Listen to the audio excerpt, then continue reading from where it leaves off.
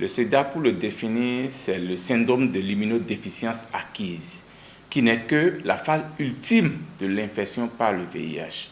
C'est-à-dire que dans l'infection par le VIH, nous avons deux étapes. Il y a la phase d'infection où le sujet est infecté par le virus, mais qu'il est encore bien portant physiquement et cliniquement, il est bien portant comme vous et moi. Mais quand le virus continue d'évoluer et de dégrader son système immunitaire, il évolue maintenant avec l'apparition des infections opportunistes. Et ces infections opportunistes, c'est ça que nous remarquions par le passé.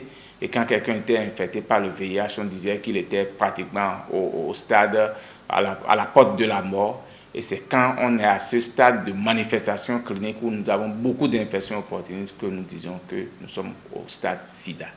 Le thème de cette année, c'est « Confions le leadership aux communautés ». Vous savez que la lutte contre le VIH, lorsque l'infection a commencé, les communautaires ont commencé par s'organiser pour pouvoir s'engager dans cette lutte, mais avec les moyens qu'elles-mêmes mobilisaient, que la communauté même mobilisait.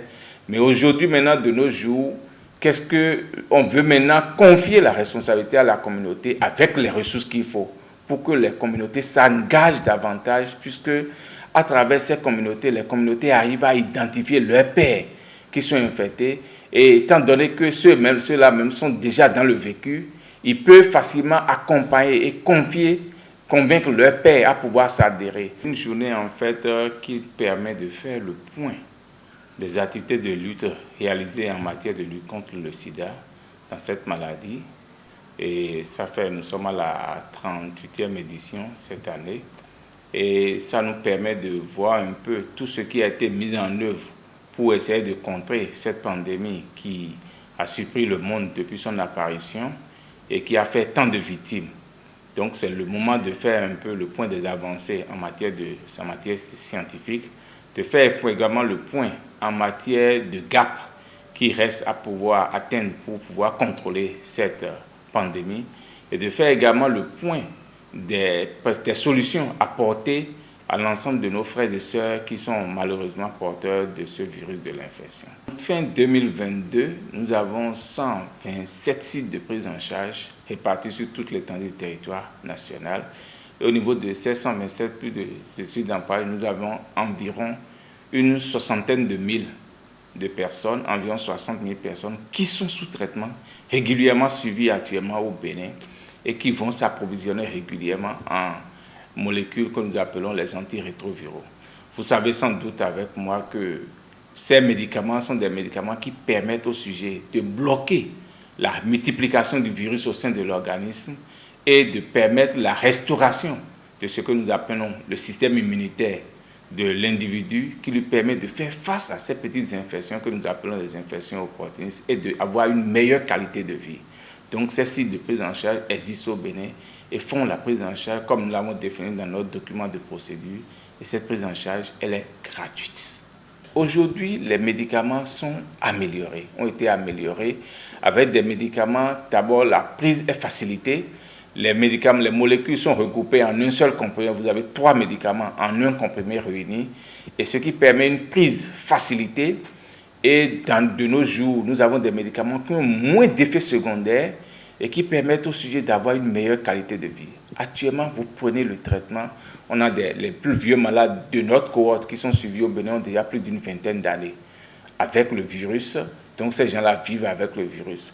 Le reste, ce qu'il fait, c'est qu'on éduque les populations à pouvoir observer les règles connaissent d'hygiène, hygiène en matière de vie, hygiène alimentaire, etc., pour éviter de rajouter encore à ce virus-là qui est déjà dans l'organisme, avec lequel l'organisme se bat déjà. Donc on peut être infecté par le VIH aujourd'hui et vivre normalement comme tout individu ou tout autre. L'essentiel, c'est de pouvoir contrôler et empêcher la réplication virale qui continue et on a une meilleure qualité de vie. Je peux dire à l'endroit de la population parce qu'il y a un objectif de l'ONU-SIDA à atteindre pour 2025, pour parvenir, 2030 pour parvenir à l'élimination du VIH, c'est les 3 fois 95. Et le premier 95, c'est que 95% des personnes qui sont infectées par le VIH puissent connaître leur statut sérologique. Le deuxième 95, c'est que 95% de ceux qui connaissent leur statut sont mis sous traitement par les antirétroviraux. Et le troisième 95, c'est que ceux qui sont mis sous traitement par les antirétroviraux ont une charge virale supprimée.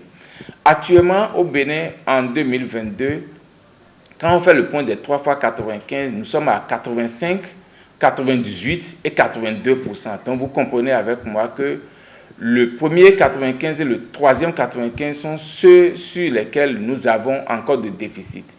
Et pour atteindre le premier 95, parce que pour mettre quelqu'un sous traitement, il faut que la personne se fasse dépister et connaisse son traitement.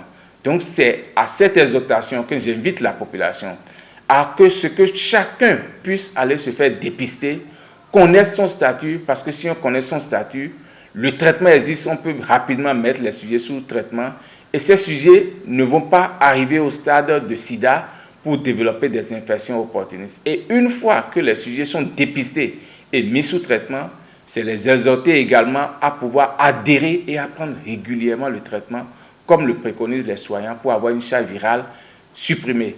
Et il est démontré scientifiquement que lorsqu'on a une charge virale supprimée, le risque de transmission du VIH d'une personne infectée à une autre qui n'est pas infectée est quasi nul. Donc on pourra ainsi arrêter la propagation de cette épidémie.